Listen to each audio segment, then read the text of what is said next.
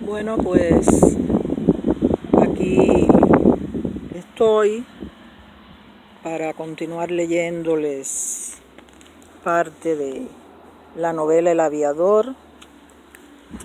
Nos habíamos quedado en la página 42 de la segunda edición de escritores argentinos.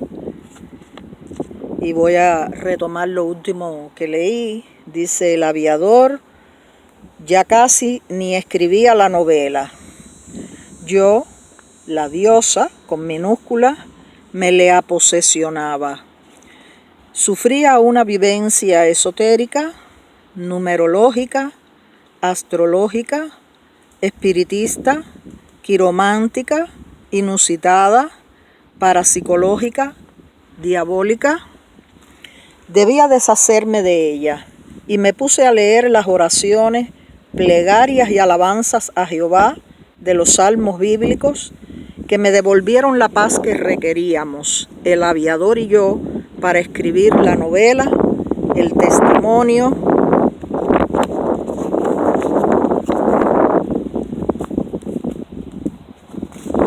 la crónica, lo que fuera.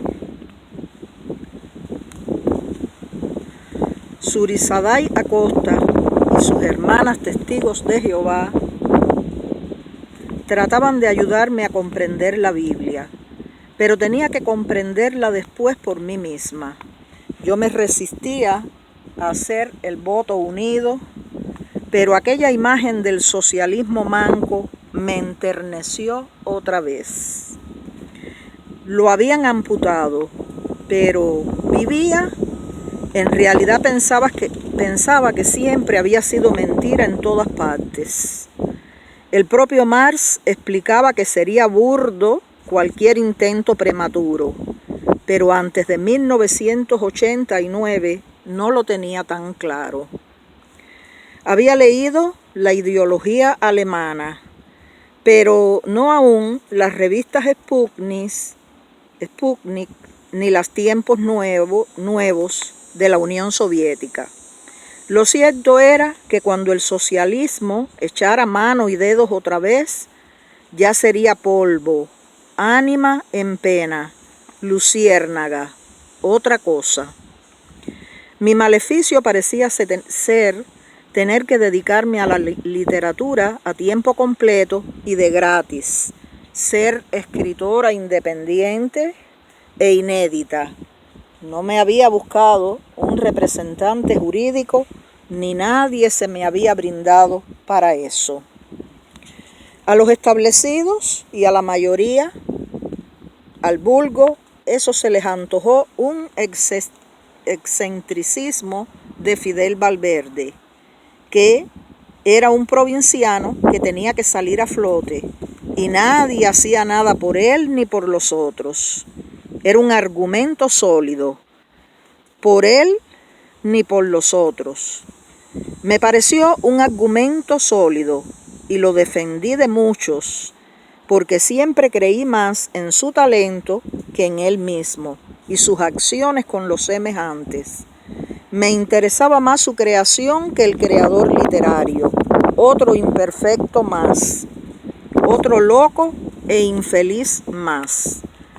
De ahí que no me tomó por sorpresa que en abril de 1998 su novela Hierba Buena saliera a la luz con 500 ejemplares por Policigraph con el sello de la Casa Loinás y no de la editorial Unión, porque después de todo, antes de ser del mundo, de España, de Argentina, de La Habana, primero él era de la Cenicienta, de la Princesa, de Pinar del Río, de la Gía, del Lázaro Acosta, el reparto, de la favela, del rancho, más exactamente del ranchito. Y al final sería del universo, del polvo, del recuerdo. Valverde había sido el único escritor conocido por nosotros de Cuba que recibió una carta nada menos que del editorial Planeta de España pidiéndole un ejemplar de su primera novela, pues la sinopsis que recibieron del representante jurídico los dejó perplejos a ellos, editores de García Márquez, Isabel Allende y otros geniales escritores de la lengua hispana.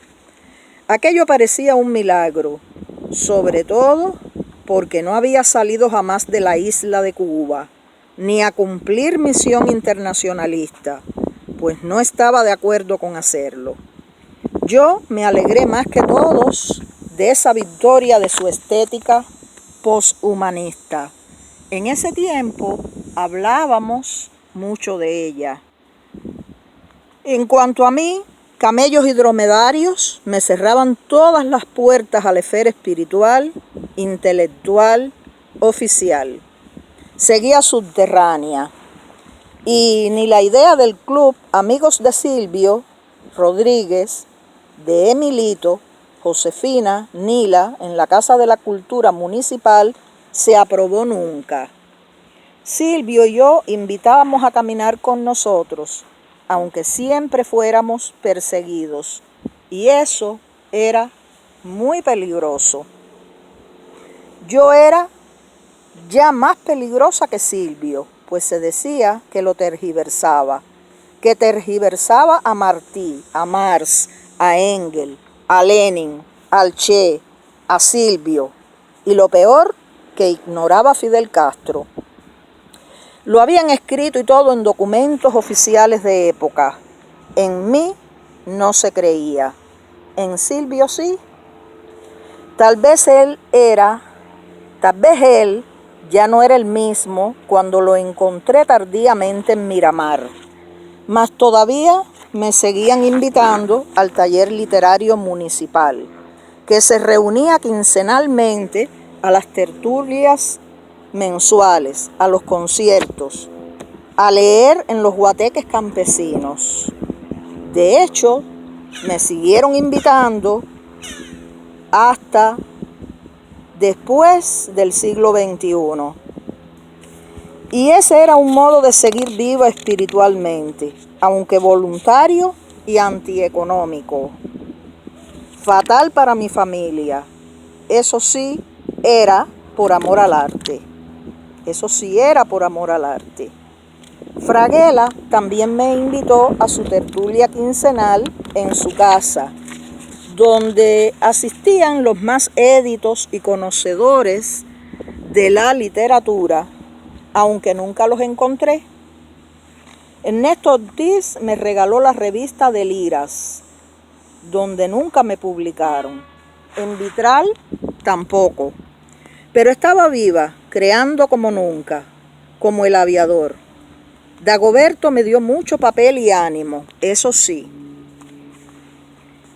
Incluso me dijo que mis cosas las tenía en el cofre donde guardaba las cartas y otros documentos y poemas de Dulce María Loinás, pero que lo que yo escribía era impublicable.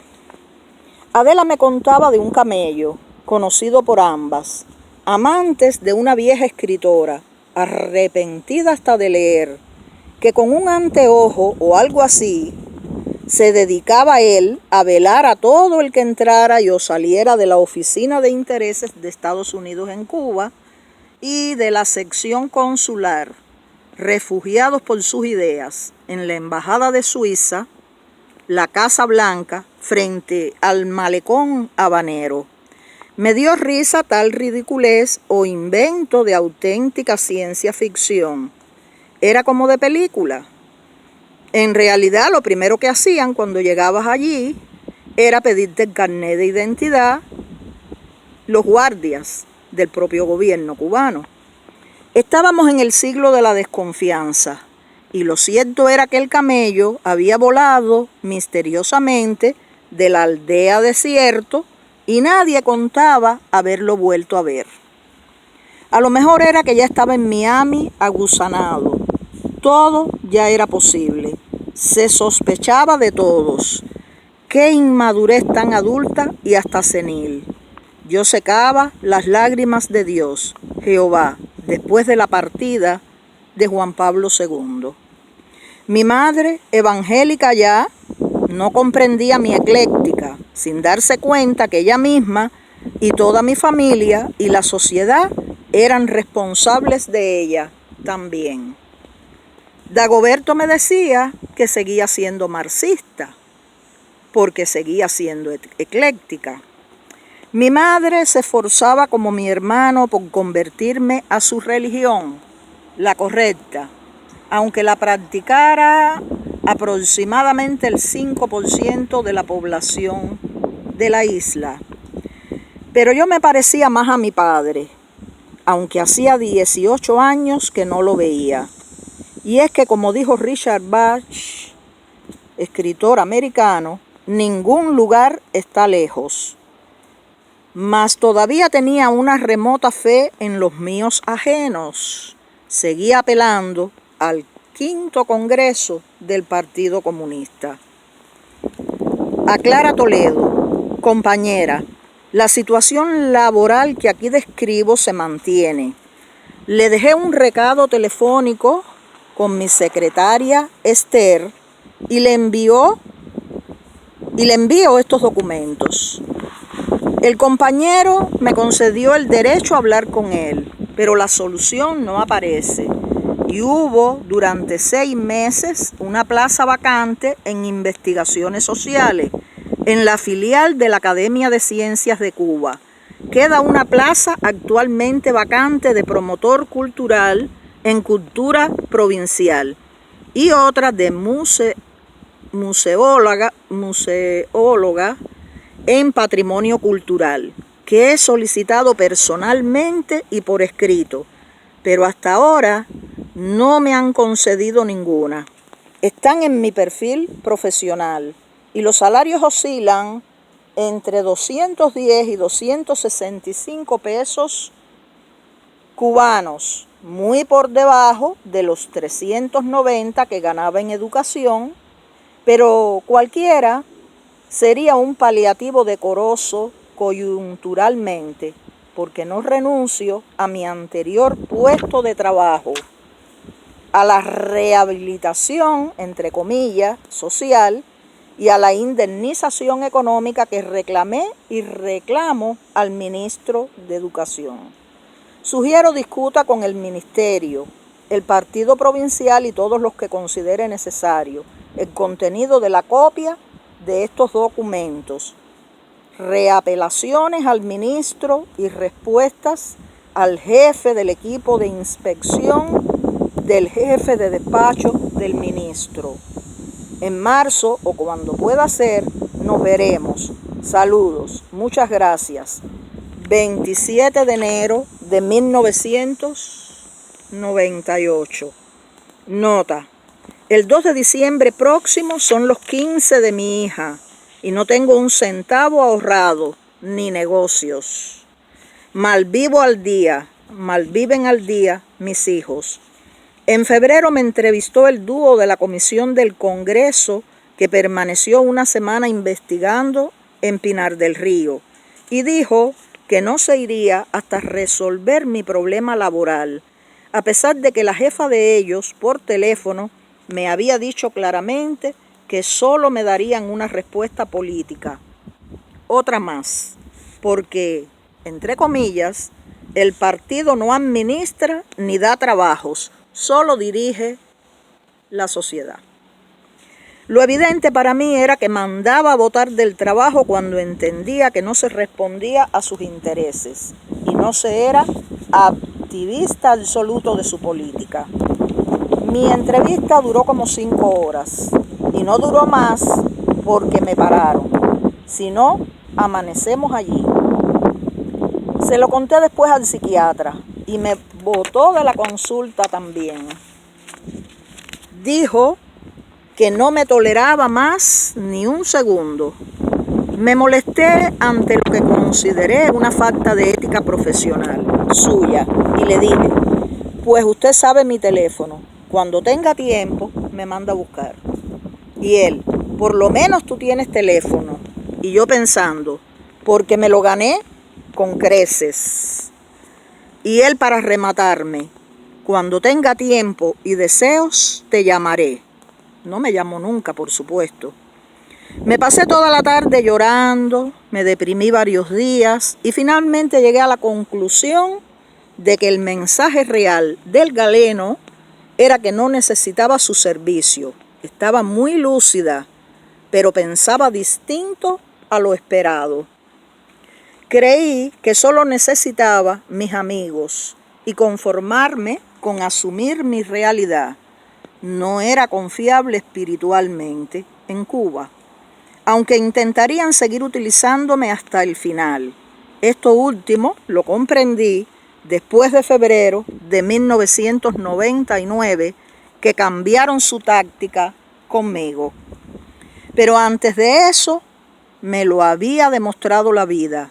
Me resignaba ya a mi exilio interno o volaba para el Miami frío, de cartón, sin amigos, como decía una película.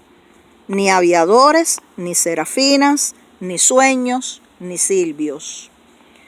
Me empecé a aceptar como era y empecé también a aceptar mi realidad como era, cara a cara. Acompañé a mi antigua amiga Serafina, desalojada de su casa, a la Federación de Mujeres Cubanas, y la compañera de prevención social, que dijo apreciarla mucho, se asombró de su mala compañía. Ya yo era un estigma, una corruptora de menores, un peligro para las nuevas generaciones de cubanos. Mi amiga trató de persuadir a la camella de su error, pero ya estaba escrito, era ley, y mejor no cuestionar nada. Podía tener un destino similar al mío. Callándose, logró con el tiempo un matrimonio con un oficial subalterno del ejército de camellos y un puesto en una zona de defensa, a donde me prohibió ir a verla en 1999, pues ya le habían alertado contra nuestra amistad los de la policía secreta. Yo afuera, inocente de lo que acontecía en la oficina e inocente del futuro, miraba a una niña de apenas 1 año y medio, su tete, su chupa chupa, el muñecón con el que la aterrorizaba el mundo, con el que se divertía y se burlaba de ella una adulta. La niña se sorprendía, se asustaba, descubría lentamente que no hacía nada malo. Se parecía a mí, con la diferencia de que el muñecón que me mostraban era el ángel de la aurora, aprovechando el corto espacio de tiempo que le queda para gobernar a los terrícolas. Me conmovió aquella niña y recordé otra vez el día que robé en un patio, siendo muy pequeña aún, el elefantico morado de goma que hice una de mis mascotas más importantes. Todavía no había leído el poema de Rubén Darío a Margarita de Baile. Todavía mi padre no me lo había enviado por correo. Eso fue en mi adolescencia, cuando estaba en Ceiba del Agua de profesora emergente de Historia de Cuba. La carta fue muy linda y triste. Pensé que mi padre era poeta. Después leí las obras completas de Rubén Darío y descubrí la verdad. Mi padre no lo plagió, sencillamente lo incorporó al texto de su misiva como propio, pues no dijo de quién era, y como venía tan bien al contexto, me confundí. Todavía no sabía nada de modernismo, y mucho menos de los pos, de esos signos. Interpreté lo esencial. Estaba desobedeciendo a mi padre, y más sabe el diablo por viejo que por diablo. Me estaba alertando, protegiendo de las consecuencias que me traería mi candor lúcido. Ya él había pasado por eso, y moría de desilusión, desesperanza, porque entonces era un ateo y ni el margen de Dios le quedaba. Pero los jóvenes rara vez creen a los viejos. Necesitan cabezazos y aprendizajes propios. Cada cual adquiere su propia experiencia, sus propias decepciones y esperanzas, pensaba después. La princesa hacía su voluntad y no la del sabio y viejo rey, y era lícito y legítimo y ético.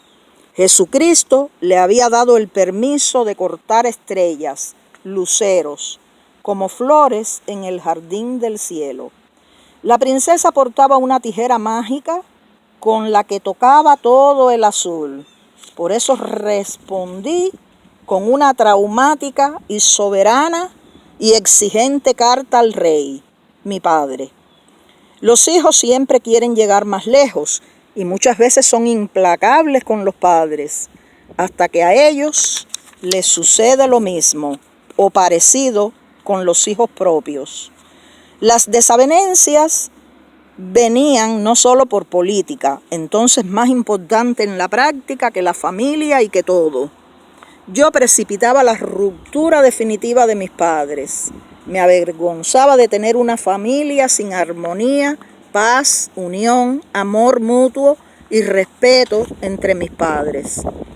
Después la que yo misma creé tampoco funcionó, aunque era más instruida y culta que mis progenitores. Había una tara familiar y estructuras sociales que conspiraban contra el amor mismo. Buscando tanta libertad, el hombre había llegado a un callejón sin salida aparente. Después de la alborada y las letras, el hombre era más analfabeto, más bruto, torpe, intolerante, egoísta y camello que nunca. Mas yo me empeñaba en seguir tocando desnuda el azul, aunque perdiera todos los dientes en los arrecifes, como decía mi profesor de estética, Orlando Tajonera, en la Universidad de La Habana en 1986. Él también alertaba como un padre. En esa situación estaban Cuba y los cubanos cuando llegó la esperanza de Roma. Todavía en 1998 andaba escribiendo este poema inspirado en el Che y en la vida y obra y entrevistas realizadas a Silvio Rodríguez y a otros sobre él. Fuiste heroico, lírico y mártir de la poesía del amor, no solo en la muerte, sino en cada acto cotidiano de tu virtuosa vida astral, a la que me quiero asir inútilmente, yo, presunta mujer nueva, que no calla ni evade, alerta siempre al porvenir. Amenazada de manicomio y de sepulcro, ahora soy la reina de tu calle y de tu espejo, la amiga de tu perro, tus palomas, compañera de tu luna y tu parque. Soy la mujer nueva que te imita y que quieren matar absurdamente. Mujer a destiempo como tú, proscrita, que no me cambien las manos, las mejillas, la locura, que no me adapten ni enriquezcan, ni prolonguen la ficticia vida. Quiero ser nueva todavía, aunque jamás tu equivalente, de pródiga semilla primigenia, fundadora, de claro de luna y lámpara encendida. Un catedrático chileno, amigo de una amiga, copió este poema después de leer parte de estas crónicas y se lo llevó a su país. Se había identificado mucho con la historia, pues fue expulsado también de la universidad durante la dictadura militar de Pinochet. Me empeñaba en ser como el Che, pero como yo misma. Me creía hija de Martí, el Che y Silvio. Era en realidad contemporánea de Silvio. Apenas me llevaba 7 años, por lo que no podía ser hija realmente de él, aunque se tratara de una herencia espiritual. Pero repito, Hacía cosas que no hacía ni Silvio. Me extralimitaba. Había perdido la medida. Me lo dijo mi amiga Olga Lidia. Y también el psiquiatra simpático al inicio, el que leía mis poemas y mi novela, antes de expulsarme de sus dominios mágicos y clínicos propios estatales del manicomio de Ciudad, ubicado en la sala L del Hospital Nuevo Abel Santa María Cuadrado, nombre de mártir de la Revolución. Todos mis consejeros me decían que dejara mis romanticismos ridículos, que despertara, que pusiera los pies sobre la tierra, que dejara de volar o que lo hiciera de verdad. Y voy a dejar hoy este video aquí y voy a tratar de caminar un poco, aunque está caliente hoy, y alejarme un poco del teléfono, de la tableta, de los electrónicos, para cuidar un poco mi salud, que anda bastante deteriorada, y ya ejercité mucho la mente, el pensamiento, la espiritualidad también, pero ahora necesito caminar, centrarme en Jehová, en la contemplación de esta bella creación, de esta bella naturaleza que encuentro aquí bien cerca de mi casa. Puedo venir caminando y es gratis todavía. Todavía no la están vendiendo. Bueno, que tengan un buen día. Cuídense mucho, los quiero. Ágape. Beso. Bye.